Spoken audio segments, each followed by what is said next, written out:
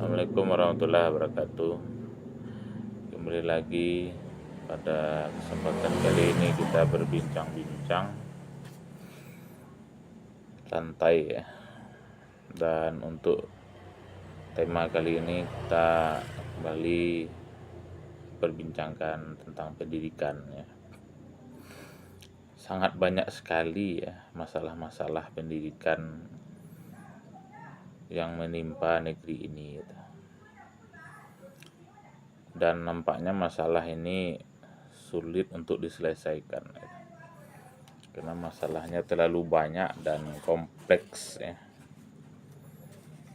Boleh dibilang kalau bicara masalah pendidikan di Indonesia, semua pihak itu sudah salah semua.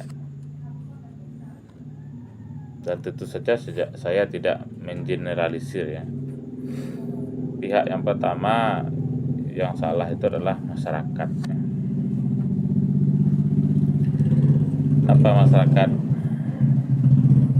Karena masyarakat itu kan kumpulan manusia-manusia itu. Nah, jika manusianya berpendidikan baik, maka otomatis masyarakat yang tercipta adalah masyarakat yang baik. Sebaliknya, jika kumpulan orang-orang ini adalah orang-orang yang berpendidikan buruk, maka dipastikan akan tercipta masyarakat yang buruk itu, yang menormalisasi kejahatan, membiarkan kecurangan gitu, dan bahkan akan muncul masyarakat yang karena terbiasa dengan sesuatu yang buruk, sesuatu yang jahat, yang nggak biasa, lalu tiba-tiba ada orang berbuat baik, maka dianggap aneh gitu. Di masyarakat yang sakit itu adalah masyarakat yang aneh memandang orang baik gitu. Jika ada orang jujur di antara ribuan orang pendusta, pembohong, maka orang yang jujur ini dianggap aneh gitu. Dianggap orang lain, orang yang mesti disingkirkan begitu, karena mengganggu kata mereka. Nah, itu yang pertama ya. Masyarakat kita ini masyarakat yang sakit ya. Kenapa masyarakat kita kebanyakan masyarakat yang sakit ya? Karena kembali lagi ya, karena faktor pendidikan yang sudah rusak sejak dahulunya. Jadi masyarakat itu kan kumpulan orang-orang yang usianya beragam ya. Nah, orang-orang ini kan dibentuk oleh pendidikan gitu. Baik pendidikan masa lalu maupun pendidikan sekarang gitu. Nah, jika masyarakat itu sakit, rusak, artinya orang-orang yang tinggal di sana itu berpendidikan yang rusak gitu. Yang kedua, faktor guru ya. Guru di sini tidak saja guru yang dari sekolah ya. Di rumah ada guru, yaitu orang tua. Di masyarakat pun ada juga guru ya. Siapa guru yang dari masyarakat? Orang yang disegani, orang yang dituakan, orang yang berpengaruh gitu. Tokoh lah kalau kita sebut begitu ya.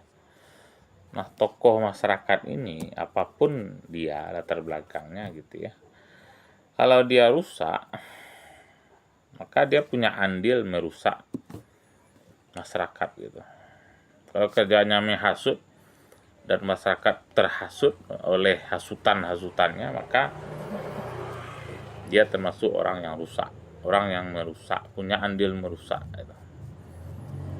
Kalau di sekolah guru ini tak pandai mendidik, tak ngerti ilmu pendidikan, maka dia sudah merusak generasi gitu.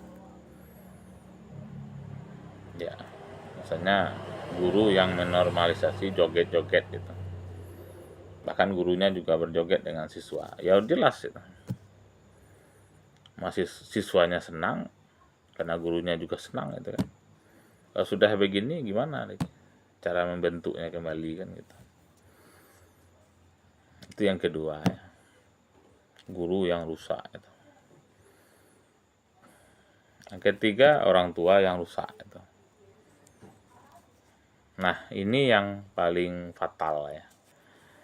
faktor faktor yang jarang sekali dibahas ya. Kalau bicara pendidikan, kita jarang sekali membahas ini.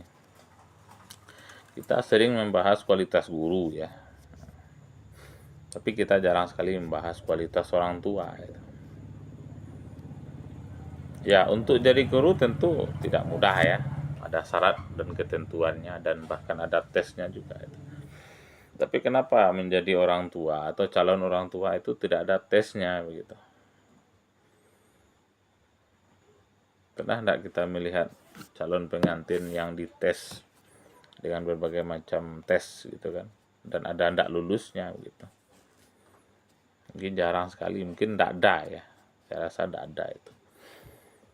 Ada calon pengantin baru ya, akan membina rumah tangga, membina bahtera rumah tangga, kemudian dites oleh pihak KUA misalnya, tes kemampuan pemahamannya apa itu keluarga, dites pemahamannya perannya sebagai ayah misalnya, perannya sebagai ibu, perannya sebagai suami, perannya sebagai istri, perannya sebagai menantu misalnya.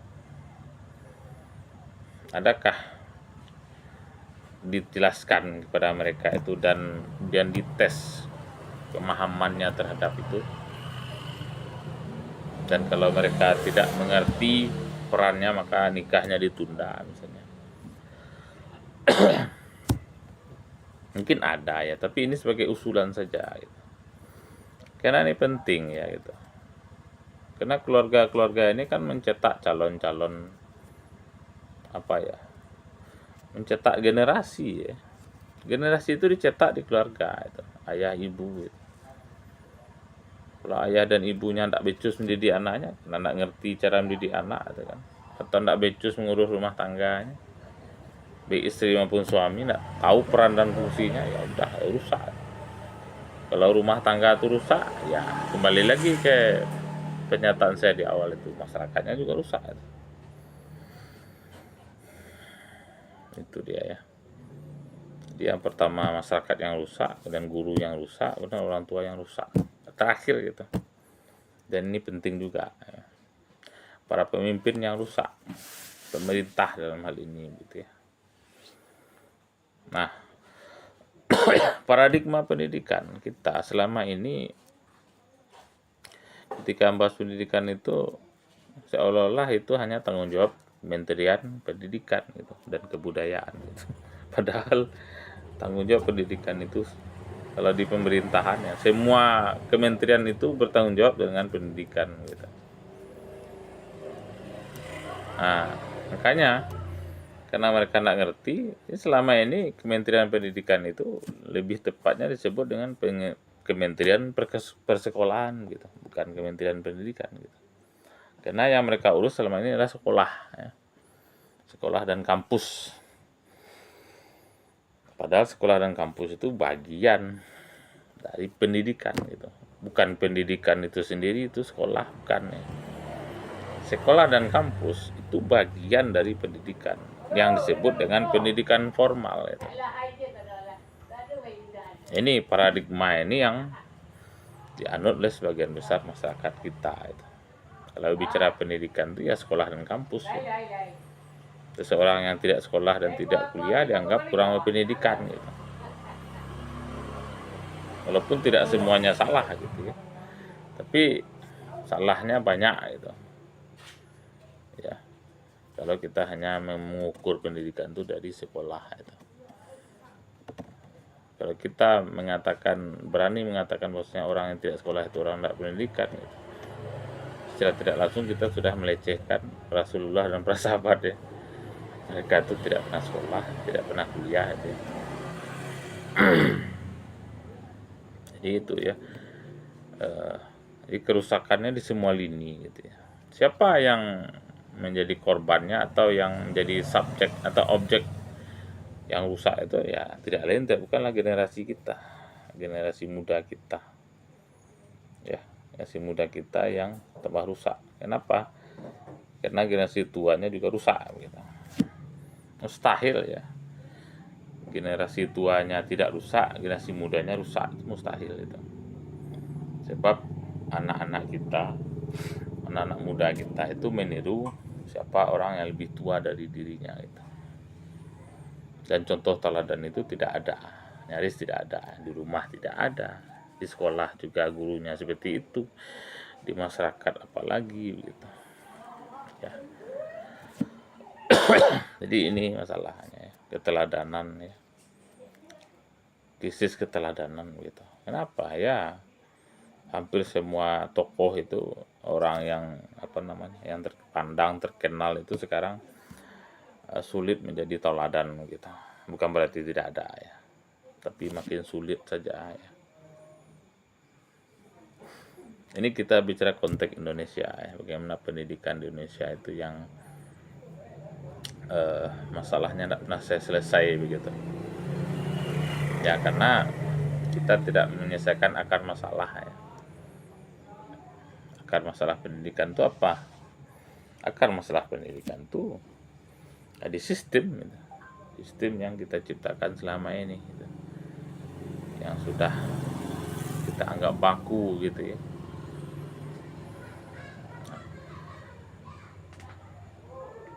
Kemudian kita lihat pendidikan itu seperti saya sampaikan tadi ya, itu bukan melulu soal sekolah dan kampus itu. Itu kan pendidikan formal ya. Sementara pendidikan itu kalau kita bagi itu kan ada 3, formal, informal, dan non formal. Sementara kita sibuk dengan yang formal gitu. Triliunan dana kita gelontorkan tiap tahun untuk pendidikan formal. Sementara pendidikan non formal, informal kita abaikan gitu. Kita abai dengan pendidikan non formal dan informal gitu. Padahal tidak sedikit orang-orang hebat lahir dari pendidikan non formal gitu, atau pendidikan informal gitu. Kenapa ini kita tidak perhatikan dengan serius gitu ya? Kita malah sibuk dengan pendidikan formal gitu. Nah, akhirnya apa yang terjadi? Pendidikan formal kita makin lama makin berorientasi kepada profit gitu. Makin berorientasi kepada materi, makin berorientasi kepada bukan keilmuan itu, tapi orientasinya adalah orientasi materi gitu. Padahal pendidikan itu tidak ada korelasinya dengan materi gitu. Kuliahlah kamu ke sini nanti kamu kerja dapat gaji sekian, kan ada itu. Sekolahlah kamu di sini nanti kamu tamat kamu bisa bekerja dapat gaji sekian gitu. Kalaupun ada itu bukan lembaga pendidikan, itu namanya lembaga pelatihan ya. Sekalipun labelnya sekolah pendidikan gitu. Karena calon mahasiswanya sebelum duduk di bangku sekolah, mereka sudah diiming-imingi tamat dari sekolah ini, tamat dari kampus ini, kamu jadi ini, menjadi itu, menjadi ini, menjadi itu gitu kan. Gaji sekian, kerja di perusahaan ini gitu kan. Akhirnya apa? Ketika si mahasiswa ini sekolah, kuliah di kampus yang setiap hari menjual janji-janji itu, yang terbayang dalam benaknya adalah bagaimana secepat mungkin tamat, dapat ijazah dan bekerja sesuai dengan yang diiming-imingi tadi gitu. Kalau sudah begini mana pendidikannya itu? Kita lebih dari lembaga pelatihan ya. Lembaga pelatihan kerja mungkin ya. Bukan lembaga pendidikan gitu. Jadi makna pendidikan itu sekarang sudah bergeser gitu. Ada hal yang menarik ya. Silahkan tidak setuju dengan pernyataan saya itu. Dulu IAIN ya. IAIN itu singkatan dari Institut Agama Islam Negeri ya, di bawah Kementerian Agama itu. Dulu IAIN itu didirikan tujuannya apa? Tujuannya adalah mencetak para alim, para ulama itu. Mencetak para pendakwah itu. Mencetak orang-orang yang ngerti dan paham ilmu agama dan untuk disebarkan kepada masyarakat ya. Makanya tahun 80-an 90-an ya, kalau ada mahasiswa IAIN gitu maka dia dipastikan pandai khutbah, pandai ceramah, pandai ngajar ngaji dan seterusnya gitu. Nah, sekarang IAIN itu bergeser menjadi UIN gitu, Universitas Islam Negeri gitu. Apa yang terjadi? Semua calon mahasiswa ditampung gitu dengan berbagai jurusan-jurusan, dan kebanyakan jurusannya adalah umum ya. Bahasa Inggris, bahasa Indonesia, fisika, kimia, biologi, matematik ya. Dan dirubahlah namanya di UIN gitu. Saya terus terang bilang saya tidak setuju ya perubahan IAIN jadi UIN itu. Karena tujuan hakiki didirikan IAIN itu sekarang sudah jauh melenceng gitu. Jadi kita ini berusaha tampil setara dengan kampus-kampus umum, tapi kita meninggalkan identitas kita. Padahal jelas ya, IAIN itu dibangun untuk mencetak para ulama itu. Bukan mencetak insinyur gitu ya. Kalau mencetak insinyur, kampus umum kan banyak. Ini pendapat saya pribadi ya gitu ya. IAIN itu ciri khasnya adalah pendakwah ulama ya. Ulamanya macam-macam, ada ahli usul fikih, ahli hadis, ahli tafsir, ahli alam dan lain sebagainya. Bukan ahli kimia, ahli fisika gitu ya. Kalau mau ahli kimia, fisika, kedokteran ya masuk kampus umum gitu, nggak ada yang larang kok gitu. Jadi kenapa ya UIN itu memaksakan diri untuk bikin jurusan-jurusan umum gitu ya. Bukan saya memandang UIN itu rendah dibandingkan kampus umum gitu ya. Tapi ya kalau mau jadi insinyur, jadi ahli ahli kedokteran dan sebagainya, ya masuk kampus umum gitu. Tapi kalau mau menjadi ahli tafsir, ahli fikih, ahli hadis, ahli usul fikih dan lain sebagainya, yang sekarang ini sangat urgen ya. Kita butuh ulama yang paham kondisi umat sekarang itu. Malah IAIN UIN itu tidak menjadikan keilmuan Islam itu sebagai basis gitu ya. Tapi hanya sebagai pelengkap saja. Demikian ya. Nah, ngantuk. Saya sudahi dengan assalamualaikum warahmatullahi wabarakatuh.